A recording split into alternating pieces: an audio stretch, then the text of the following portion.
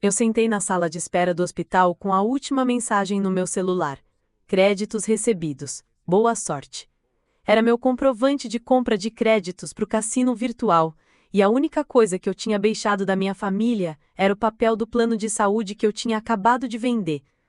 Eu digo isso olhando para a câmera, minha voz trêmula, as mãos segurando o envelope rasgado do corretor do plano. Eu não tinha mais onde recorrer. Meu nome é Renata, tenho 34 anos e durante boa parte da vida adulta tive orgulho em dizer: sou técnica de enfermagem.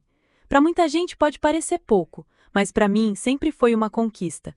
Ser a pessoa que cuida, resolve, ampara. Essas coisas moldaram quem eu sou.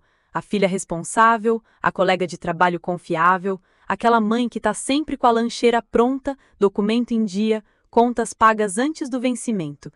Nunca gostei de depender de ninguém, talvez porque cresci assistindo minha mãe equilibrar tudo sozinha, enquanto meu pai corria atrás das contas e quase nunca estava em casa. Hoje, moro com minha filha, Clara, de 9 anos. Ela é meu eixo e, confesso, minha maior razão para não desistir em dias difíceis. Desde que a Clara nasceu, o mundo ganhou outro peso e também uma doçura que sempre tento proteger. Fazemos morada num sobrado simples na Zona Norte, paredes que já abrigaram gerações da minha família. Meus pais se mudaram há 5 anos para uma cidade menor, tentando buscar tranquilidade depois de uma vida inteira só de correria em São Paulo. Ainda assim, a presença deles ficou. Foto de infância na estante, bilhetinhos que minha mãe deixava grudados na geladeira. Minha rotina também ficou impregnada de disciplina. Trabalho em hospital há 11 anos, lidando com plantões noturnos, emergências, rostos aflitos. Aprendi a gostar do cheiro de álcool, da luz branca dos corredores, do barulho constante das notificações e monitores. O hospital, para mim, sempre foi mais que um emprego. Era a certeza de que no fim do dia, gente cuidando de gente ainda faz diferença. Por ter vivido de perto tanto sofrimento, nunca deixei faltar um plano de saúde em casa. Eu via as filas lotadas do SUS, mães dormindo na recepção para garantir consulta e tinha certeza, não vou arriscar. Foram 10 anos pagando certinho, às vezes apertando aqui, sacrificando ali, tudo para garantir aquele cartão que na minha cabeça era a garantia silenciosa de que se algo acontecesse, pelo menos eu teria como proteger minha filha. Nunca falei disso com orgulho, mas com aquela humildade de quem entende a diferença que faz poder escolher entre esperar ou ser atendida. Clara cresceu achando normal fazer exame de rotina todo semestre, ter consulta marcada para qualquer dor de garganta. Ela nunca percebeu toda a matemática que existia por trás dessa estabilidade. Contas equilibradas com cuidado, boletos organizados na geladeira, cortes no supérfluo para manter o essencial. No trabalho, eu era conhecida como a planejada, aquela que sabia a data exata de cada vencimento, que ajudava colegas a resolver pepino financeiro. Os outros achavam que eu era certinha demais, mas só eu sabia o quanto tudo era frágil. É fácil a gente se convencer de que responsabilidade imuniza contra erro. Quando olho para trás e vejo onde caí, a maior dor é reconhecer que não sou essa fortaleza inquebrável. Carrego cicatrizes, dúvidas, algumas escolhas ruins, mas continuo aqui, tentando, por mim e pela Clara, reaprender onde está o valor real das coisas. A primeira vez que entrei num cassino virtual foi uma combinação estranha de curiosidade, cansaço e aquele desejo bobo de acreditar que as coisas poderiam mudar de repente. Estava numa noite de plantão, já quase 3 da manhã, na sala de repouso do hospital, quando vi a Juliana, minha colega de turno, segurando o celular, com a tela cheia de luzes piscando e sons de moedas. Ela estava rindo baixinho, meio disfarçando, e me chamou para ver. "Olha isso, Rê!" disse. R$ 180 em 2 minutos no caça-níquel. Imagina, só de bobeira. Naquele momento, eu achei engraçado.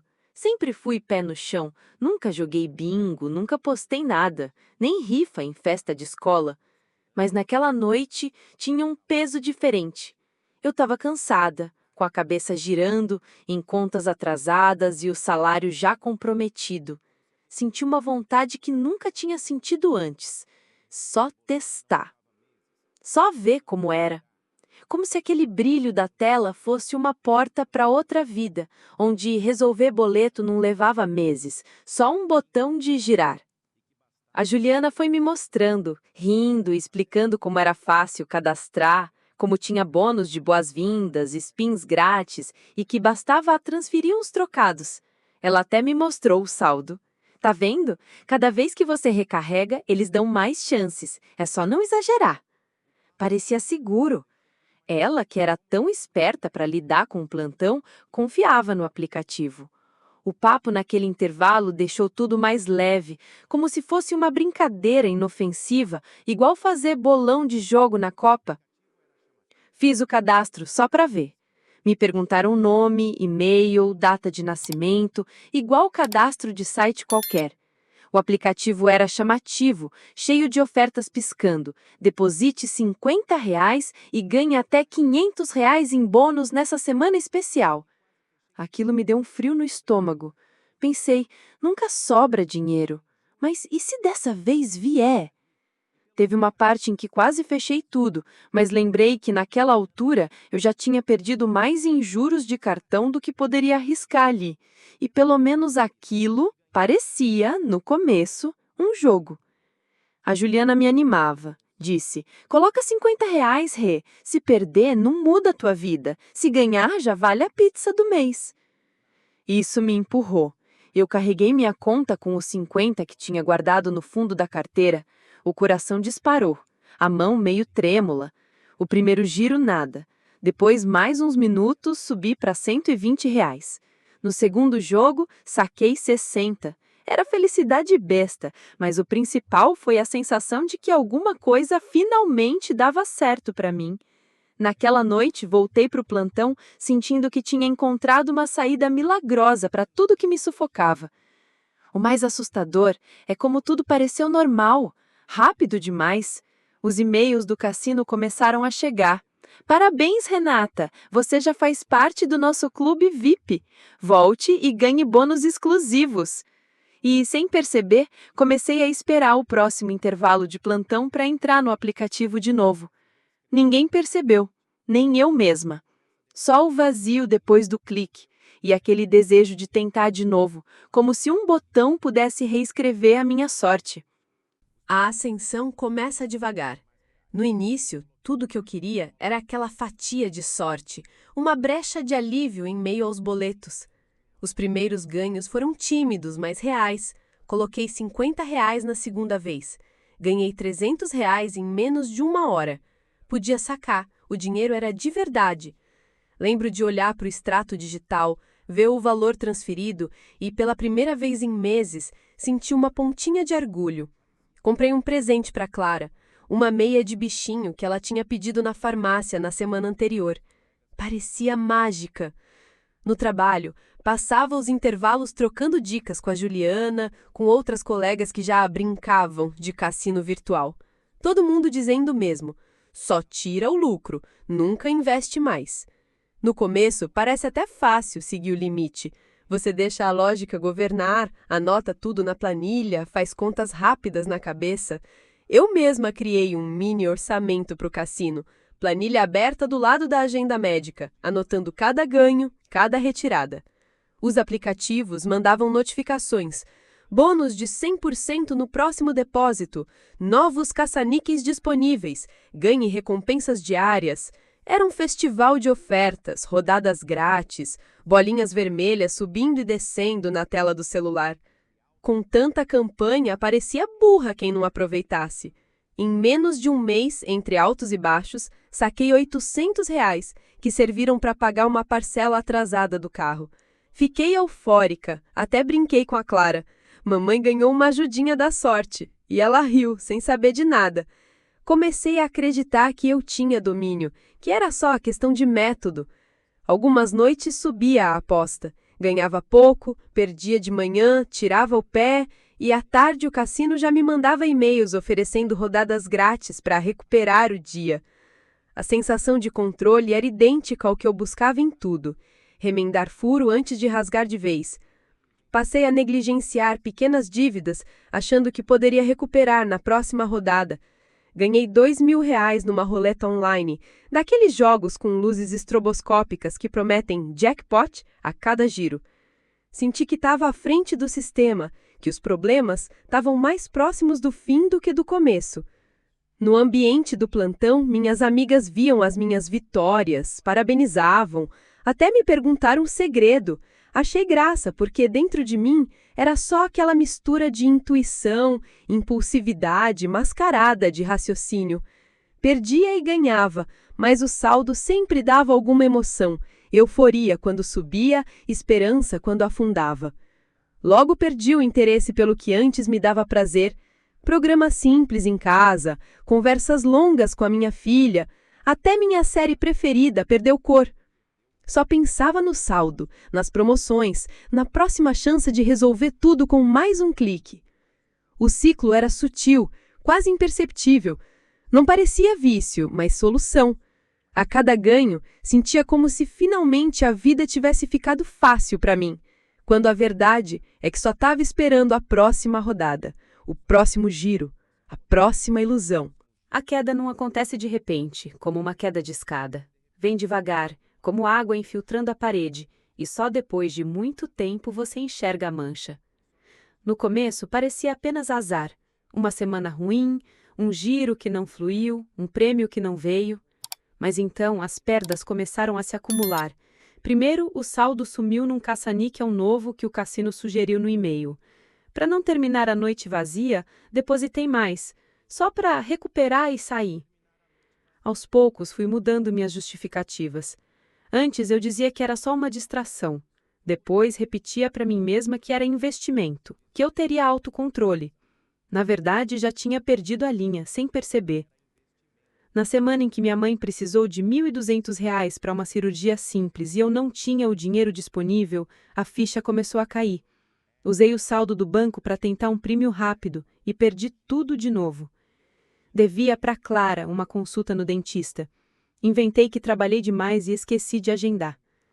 A cada nova dívida, minha ansiedade aumentava e fui pedindo empréstimo para a irmã do meu ex-marido. Uma vergonha que engolia seco, jurando a mim mesma que seria só essa vez. Os e-mails do cassino chegavam como provocações. Dobre seu próximo depósito e volte a vencer hoje, dizia o assunto brilhante na minha caixa de entrada. As promoções eram irresistíveis. Comecei a fazer depósitos maiores, crente que só mais uma aposta forte resolveria tudo. Ignorei contas, deixei de pagar a parcela do carro e da geladeira, adiei boleto da escola da Clara. O saldo do cartão de crédito estourou. Listei plantões extras como justificativa, descontei horas de sono, reduzi até comida em casa. Inventei desculpas e pela primeira vez menti olhando no espelho. Me lembro de transferir a mensalidade do plano de saúde, aquele valor que eu guardava como um ritual sagrado, direto para o cassino virtual, com o termo créditos na descrição da transferência. Segurei o envelope rasgado do corretor, olhei para o papel como quem encara um pedaço da própria pele e pensei, só essa vez, depois eu paro. Mas nunca era a última vez. A vergonha virou companhia diária. Fingia que estava bem, mentia para Clara. Mamãe vai resolver tudo, só preciso de silêncio. Deixei de visitar amigos para não precisar explicar por que estava sempre sem dinheiro. Não tinha mais paciência para conversar com minha mãe ao telefone. No trabalho, meu olhar ficou vago, a roupa mais desalinhada. Passava o almoço olhando o aplicativo, escondida no banheiro ou no corredor. Prometia toda noite. Amanhã eu paro. A relação com minha filha ficou tensa. Ela perguntava por que não íamos ao parque ou à consulta. Eu desconversava. A rotina virou uma maratona de esconder notificações, apagar rastros, justificar ausências, até eu mesma acreditar na mentira. O plano de saúde virou uma lembrança dolorosa, rasgada e guardada no bolso, como símbolo do que eu troquei por uma promessa de vitória fácil. O fundo do poço não tem um aviso nem limite. É um território que você só percebe de verdade quando não sobra mais dignidade, orgulho ou desculpa para esconder. Para mim, foi uma mistura de filas de banco, tremores nas mãos, noites intermináveis com a cabeça latejando e a Clara sonhando agitada na cama do lado. A rotina virou um ciclo sufocante. Tentar ganhar de volta o que perdi, prometer que aquele seria o último depósito, perder de novo, mentir de novo, sair pela porta cedo demais dizendo que era plantão extra, quando era só desespero disfarçado de compromisso. Pouco a pouco, tudo que era sólido começou a se desfazer na minha vida. O banco ligou 3 vezes em uma semana, cobrando dívidas e ameaçando protesto do meu nome. A geladeira que comprei parcelada ameaçava ser recolhida. Quando o carro entrou na lista de inadimplentes, perdi até o direito de levar a Clara para a escola sem pedir favor. A cada perda eu pensava, é só questão de sorte. Uma rodada, talvez uma nova promoção para me salvar. Os e-mails do cassino pareciam mais agressivos. Seus bônus estão expirando. Recupere agora. Ganhe tudo de volta. Eu assistia tudo acontecer, letárgica, como quem assiste a própria vida debaixo d'água. Minha mãe precisou desmarcar uma cirurgia porque o plano de saúde foi cancelado por inadimplência. Nunca vou esquecer o tom da voz dela do outro lado da linha. Mistura de preocupação, tristeza, aquele silêncio que só existe quando a decepção vira mágoa. Mentir para ela me corroeu muito mais que todas as dívidas juntas. Quando Clara começou a chorar de dor de estômago de madrugada e eu não tinha a quem recorrer além do pronto atendimento público, a culpa me atarracou num buraco sem fundo. Meu corpo começou a adoecer. Eu ficava resfriada sempre, perdia apetite, a pele cheia de manchas de estresse, os olhos fundos por noites mal dormidas. Passei até crises de ansiedade, a mão sempre gelada, falta de ar, medo de tudo. O pânico era real, físico, não era mais só tristeza, era doença. E a solidão aumentava porque afastava de mim qualquer pessoa que pudesse ajudar. No trabalho, começaram a notar. Fui chamada pela chefia para explicar sobre atrasos e faltas. Ouvi quem suspeitasse dos remédios do hospital sumindo e tive que prestar depoimento. A vergonha foi devastadora. Na pior madrugada de todas, a casa inteira parecia tomada por um silêncio sufocante. Clara dormia e eu sentei no chão frio do banheiro com um punhado de remédios controlados, pertencentes ao hospital que eu havia trazido pela metade, num surto de autopunição e cansaço. A cabeça repetia um mantra de fracasso. Não lembro de engolir os comprimidos. Lembro apenas de acordar, horas depois, numa sala branca. Clara ao lado, com os olhos inchados, a mão pequena segurando a minha. Um especialista falou que eu fui salva por milagre, por intervenção rápida. Foi ali, naquela sala sem cor, escutando o choro contido da minha filha e vendo a expressão devastada da minha mãe, que enxerguei o tamanho do que tinha perdido e do que quase perdi de forma irreversível. Diferente do que a gente vê nos filmes, sair do fundo do poço não é um renascimento repentino, nem é um corte seco do sofrimento para a alegria. Acordar naquele hospital com a Clara espremida ao meu lado não me devolveu a vida perfeita. O que veio foi, primeiro, um vazio, vergonha, medo e uma sensação amarga de estar despida, exposta, sem mais desculpas para dar.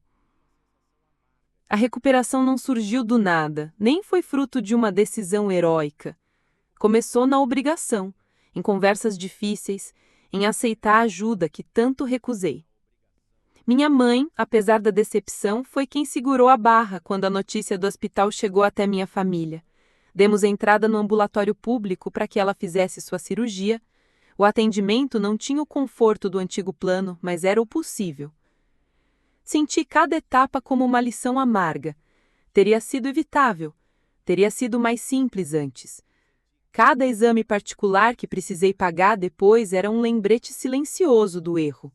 Não existia mais aquela segurança, aquele cartão guardado com orgulho no bolso da carteira. Fui buscar apoio na terapia individual. O hospital me exigiu atendimento psicológico para retornar ao trabalho. Não foi fácil admitir fraqueza, encarar outros dependentes em grupos de suporte e dar nome ao vício. O círculo de convivência foi mudando. Perdi amizades antigas, ganhei contatos novos, quase todos marcados por histórias de caos e reconstrução aos pedaços. Descobri que não era caso isolado. Nas reuniões encontrei outras Renatas, outros pais e mães, todos tentando catar os restos do que sobrou depois da ilusão do cassino virtual. Demorou para restaurar um mínimo de confiança na Clara. Fui sincera na medida do possível para uma criança da idade dela. Expliquei que tinha adoecido, que não conseguia mais controlar algo que parecia brincadeira. Passei meses andando de ônibus, vendi o carro com preço baixo, atrasei a escola, ouvi conversas de supervisores e aceitei rebaixamento temporário no hospital. Meu nome ficou restrito em listas de crédito por 2 anos. Tentei renegociar dívidas, aceitei os juros, fiz acordo com banco e credor. Não existe remédio para a culpa, nem tem cura rápida para a sensação de fraqueza. O que existe são pequenas vitórias. A cada mês, sem depósito em aplicativo, me sinto menos dependente. Instalei bloqueadores, pedi ao banco que bloqueasse transferências para jogos, bloqueei tudo que lembrava o cassino virtual. Passei a avisar colegas do trabalho, sem detalhes, sobre o perigo do que parece só diversão online. Descobri limites que não imaginava que existiam dentro de mim e muita vergonha que precisei transformar em aprendizado. Hoje, a vida é outra, mais simples, com menos garantias do que antes, mas também com mais consciência dos meus próprios limites. Minha mãe está bem, Clara voltou a sorrir com mais frequência. Ainda tropeço em lembranças do que perdi, a estabilidade, os anos de esforço, a inocência. Talvez não haja redenção total, apenas cicatrizes, avisos e uma voz mais forte para dizer não quando o perigo aparecer. E se essa história tocou você, curta o vídeo, se inscreva no canal e compartilhe com alguém que precisa ouvir isso hoje. Aqui, cada história é um alerta, e cada alerta pode salvar uma vida.